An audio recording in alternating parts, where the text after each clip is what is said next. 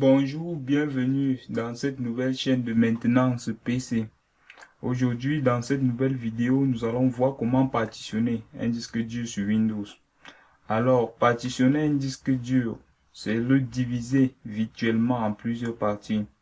Et pour le faire, nous allons faire un clic droit sur le PC. Nous allons faire un clic gauche sur Gérer.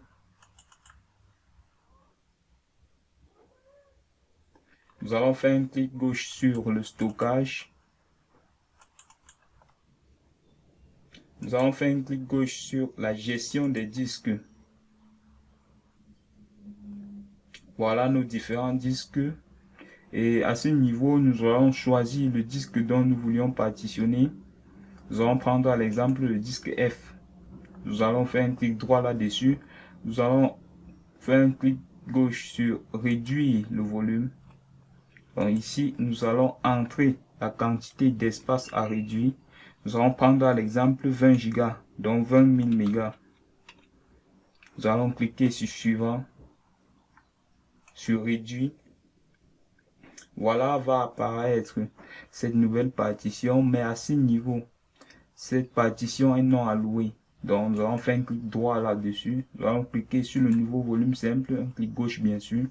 Nous allons cliquer sur suivant. On voit là la taille du volume simple qui est bel et bien 20 000 mégas. Nous allons cliquer sur suivant.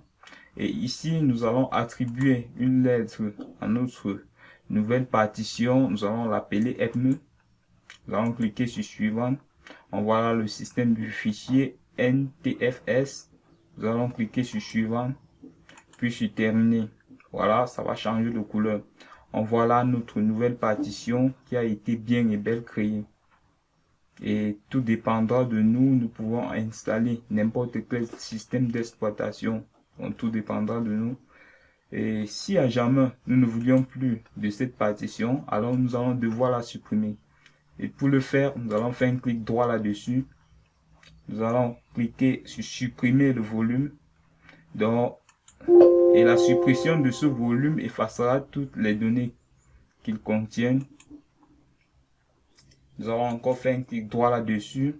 Nous allons cliquer sur supprimer la partition. Et voilà, la partition a été supprimée. Et si à jamais nous ne voulions plus voir apparaître cette partition sur la liste de nos différents disques, nous allons faire un clic droit sur le disque de départ.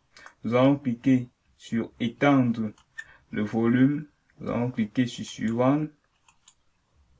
On voit là le volume. C'était bien et belle 20 000 mégas. Nous allons cliquer sur suivant, puis sur terminer. Et voilà cette partition qui disparaît. Et bon, voilà. Donc, si vous avez aimé la vidéo, n'hésitez pas d'activer la cloche de notification pour ne plus rater nos prochaines publications. Et surtout, n'oubliez pas de vous inscrire sur 1xBet en utilisant le code promo 3W3. Merci et à bientôt.